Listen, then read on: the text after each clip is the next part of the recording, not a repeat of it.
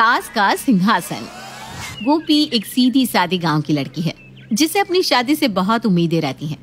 एक रोज गोपी की दोस्त नेहा की शादी तय हो जाती है और दोनों सहेलियां तालाब पर मिलती है। तुझे तो लड़का बहुत अच्छा मिला है, पता नहीं अब हम कब मिल पाएंगे। अरे तू क्यों फिक्र करती है रे, तुझे भी अच्छा लड़का मिलेगा जैसा तू चाहती है। वैसे तूने कभी बताया नहीं तुझे कैसा ससुराल चाहिए। मैं तो तुझे सब कुछ बताती हूँ, लेकिन तू ना मुझे कुछ नहीं बताती। अरे ऐसा नहीं है नेहा, तू ही तो मेरी पक्की सहेली है, तुझे नहीं तो किसे बताऊंगी। मुझे ऐसा घर चाहिए जहाँ भले ही ऐशो आराम कम हो, लेकिन घर वाले अच्छे हो। मेरी सास मुझे बहू नहीं बेटी समझे। मेरा ससुराल मेरे मायके से भी अच्छा हो ताकि मुझे कभी मायके की याद ना आए। अब तू तो जानती है ना कि मैं अपने घर वालों के बिना नहीं रह सकती हूँ। मेरी सास हर बात पर मेरी राय ले, मेरा पति मुझसे प्यार करे, बस मुझे और कुछ नहीं चाहिए। अच्छा, मेरी गोपी के सपने भी जल्दी पूरे होंगे, देख लेना। मेरी शादी के महीने भर में तेरे भी हाथ पीले हो जाएंगे। कुछ ही दिनों में नेहा की शादी हो जाती है। गोपी अब अकेली हो जाती है। गोपी के रंग रूप को देखकर उसके लिए भी अच्छे अच्छे रिश्ते आने लगते हैं।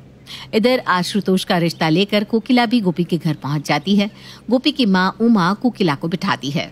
बहन जी, आपकी गोपी की सुंदरता के बहुत चर्चे हैं। मेरा आशुतोष भी किसी से कम नहीं है। उसके लिए मुझे लड़की कहीं पसंद ही नहीं आ रही। मेरी गोपी हीरा है, जिसके घर जाएगी उसके भाग्य चमक जाएंगी। अरे तब ये हीरा मेरे ही घर आएगा। मुझे आपकी बेटी पसंद है। आशुतोष और गोपी की जोड़ी भी बहुत अच्छी लगेगी। जी बहन जी, मुझे भी आशुतोष पसंद है। गोपी चाय नाश्ते का ट्रे लेकर आती है। कोकिला उसी वक्त गोपी का रोका कर लेती है और उमा आशुतोष के हाथों में शगुन के पैसे पकड़ा देती है।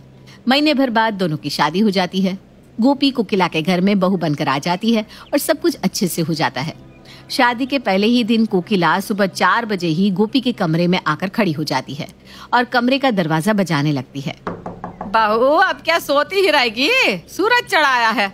माँ के घर से यही सीख कर आई है क्या? गोपी इतनी थकी होती है कि उसे कोकिला की आवाज तक सुनाई नहीं देती। कोकिला को गुस्सा आता है। अच्छा, इसे सबक सिखाना होगा। जानबूझकर पड़ी है, ढीठ है, लेकिन कोकिला के सामने अच्छे अच्छे ढीठ सुधर जाते हैं। कोकिला दरवाजे को एक लात मारती है जिससे गोपी उठकर बाहर आती है। गोपी को देखकर कोकिला कहती है, लातों के भूत बातों से नहीं मानते।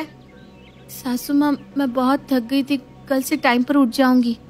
ठीक है, जाकर तैयार होकर सीधे रसोई में जा। जी बस अभी आई। पहले ही दिन गोपी की आंखों में आंसू आ जाते हैं। गोपी अलमारी से अपने कपड़े निकालते हुए आशुतोष की तरफ देखती है। मेरे पति ने मेरी ओर से एक शब्द भी नहीं कहा। थकावट क्या बस लड़कों को होती है? क्या हुआ, ऐसे क्यों कर रही हो? जाकर नहा लो। इस घर में माँ की बात कोई काट नहीं सकता। जिसने काटा उसकी छुट्टी हो गई समझो। गोपी नहाकर रसोई में चली जाती है और जो जो कोकिला कहती गोपी वही बनाती। घंटे भर में खाना तैयार हो जाता है। गोपी खाना सीधा डाइनिंग टेबल पर लगा देती है और सबको खाने की मेज पर आने को कह देती है। टेबल पर खाना लगा देख कोकिला कहती है, गोपी बहू, किससे पूछकर तूने टेबल पर खाना लगाया है? वो सासू माँ, नाश्ता बन गया था तो मैंने लगा दिया। मुझसे पूछे बिना कैसे लगाया तूने? वापस ले जा इसे रसोई में। जब मैं बोलूंगी तब लेकर आना। गोपी नजर झुकाकर माथे पर घूंघट लिए सारे खाने को वापस रसोई में ले जाती है। गोपी बहू, भगवान की थाली लगा और मुझे ला कर दे। जी लाई सासू माँ। गोपी खाने की प्लेट लाती है, फिर कोकिला भगवान को भोग लगाती है और खुद वहीं प्लेट लेकर बैठ जाती है। बहू, आप लगाओ सबकी प्लेट खाने की। सब खाने के मेज पर आ जाओ, खाना लग गया है। गोपी सबकी प्लेट लगाती है और कोकिला गोपी से कहती है, जब तक सब नहीं खा लेते तुम यहीं खड़ी रहोगी। जब तक मेरी प्लेट नहीं लगती और मैं खाने का एक निवाला नहीं खा लेती, तब तक इस घर में कोई खाना नहीं खाता। आई बात समझ में? हाँ सासू माँ। आशुतोष की झूठी थाली में ही तुझे खाना होगा। हमारे घर का यही नियम है। गोपी अपनी गर्दन हिलाकर हामी भर देती है। कोकिला हर छोटी बड़ी बात पर गोपी को टोकती रहती। गोपी के सारे अरमानों पर पानी फिर जाता है। एक रोज गोपी कमरे में बैठी कपड़े लपेट रही थी और लपेटते लपेटते उसकी आंखें भर आती है। क्या सोचा था और क्या हो गया? किस्मत ही खराब है मेरी, कैसे ये दिन बीतेंगे? गोपी अपने पुराने दिनों को याद करने लगती है और उसकी आंखें भर आती है। तभी कोकिला के चिल्लाने की आवाज आती है। बहू कहाँ चली गई? इतने काम पड़े हैं, कौन करेगा? जब देखो कमरे में जाकर बैठ जाती है। वो सासू माँ कपड़े लपेट रही थी। कमरे में बैठकर कपड़े कौन लपेटता है? हम भी अपने टाइम पर काम किया करते थे। आजकल के चोचले पूछो मत। कल से तुम कमरे में नहीं, हॉल में ही कपड़े लपेटोगी। अभी जाओ, सारी सब्जियां धोकर फ्रिज में रख दो। गोपी एक रोबोट की तरह दिन रात कोकिला के इशारों पर नाचती रहती है। इसी तरह 6 महीने बीत जाते हैं और गोपी अपने मायके वालों से मिलने के लिए तरसती रहती है। बहुत हिम्मत करके एक रोज गोपी कोकिला से कहती है, सासू माँ बहुत दिन हो गए मैं मायके नहीं गई। घर वालों से मिलने का बहुत मन हो रहा है। 2 दिन के लिए घर चली जाऊं? अभी कहीं नहीं जाना है। 6 महीने में ये हाल है तो आगे क्या होगा? बच्चा होने के बाद ही जाओगी तुम। गोपी कोकिला से ज्यादा कुछ नहीं कह पाती और आशुतोष के आने का इंतजार करती है। रात को जैसे ही आशुतोष आता है, आप मुझे मेरी मम्मी की घर 2 दिन के लिए ले जाओगे क्या? सासू माँ ने मुझे जाने से मना कर दिया है। जब माँ ने ही मना कर दिया तो मुझसे पूछने की क्या जरूरत है? इस घर में माँ का ही राज चलता है। जैसा वो कहेंगी वैसा ही होगा, समझी? मुझे जाना है बस। ठीक है, चली जाओ फिर। वापस मत आना। माँ ने जो कहा है वही होगा। ये सुनकर गोपी की हिम्मत टूट जाती है और वो इन सबको अपनी किस्मत मानकर आंसू के घूंट पी लेती है। इसी तरह दिन बीतने लगते हैं और एक रोज सोसाइटी की कुछ औरतें कोकिला के घर पर आकर कहती है, कोकिला, अब तुझ में वो बात नहीं रही। तुझे अब हम अपनी महिला समिति के अध्यक्ष पद से हटा रहे हैं।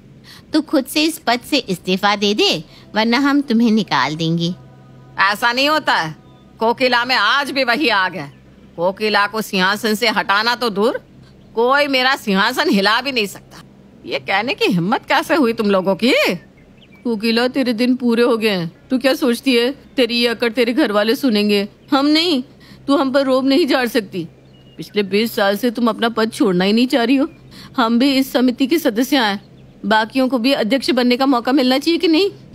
समिति की औरतें और कोकिला में बहुत देर तक बहस होती है। गोपी, जो आज तक किसी के आगे एक शब्द नहीं कहती है, वो अपनी रसोई से निकल कर आती है और अपना घूंघट हटाकर कहती है, मेरी सासू माँ किसी चीज में कम नहीं है। आज तो क्या, आने वाले 10 साल में भी वो आराम से सब कुछ संभाल सकती है, वो भी उतनी ही आग के साथ। इस तरह से आप लोग उन्हें इस्तीफा देने के लिए मजबूर नहीं कर सकते। उन्हें निकालना है तो वोटिंग कीजिए। अगर उसमें मेरी सासू माँ हार जाएंगी तो ही वो इस पद से हटेंगी। अभी ये गोपी की भी बोली निकलने लगी, जिसके मुंह में अब तक जबान नहीं थी। गोपी, तू इन सब में मत बोल। अपनी रसोई संभाल। आज तक कभी रसोई से बाहर की दुनिया देखी भी है क्या तूने, जो बीच में चूचे करने चली आई? आंटी जी, गोपी आज तक रसोई में जरूर रही है, लेकिन जरूरत पड़ने पर अपने घर वालों के लिए खड़ी हो सकती है। आज मेरी सासू माँ को अपनी गोपी बहू की जरूरत है और गोपी उनके साथ है। हम सब मेंबर यही हैं, सब अपना अपना मतदान दो। सारी औरतें मिलकर कोकिला के खिलाफ वोट देती है और कोकिला को अध्यक्ष के पद से हटाकर वहां से चली जाती है। कोकिला अपना अपमान देखकर सदमे में चली जाती है और खुद को कमरे में बंद कर लेती है। गोपी कमरे के बाहर खड़ी रहकर कहती है, सासू माँ, अब क्यों चिंता करती हो? हम है ना आपके साथ। पूरा दिन कोकिला खुद को कमरे में बंद रखती है। फिर शाम को वो अपने कमरे से निकलकर बाहर आती है और गोपी से कहती है, गोपी बहू, आज से ये घूंघट नहीं लोगे तुम। ये घर की चाबियां हैं। आज से तुम इस घर की मालकिन हो और घर तुम्हारे हिसाब से ही चलेगा। मैं अपने अहम में भूल गई कि सिंहासन पर नहीं, दिल पर राज होना चाहिए। आज से बहू तुम्हें जो जैसे करना है वो करो। सासू माँ, चाबी आपके पास ही रहेगी। आपने मुझे पूरी तरह से अपना बना लिया, मुझे और कुछ नहीं चाहिए। कोकिला गोपी के सिर पर हाथ फेरती है और सास से उसकी माँ बन जाती है। कोकिला और गोपी अब खुशी से एक साथ रहने लगती हैं।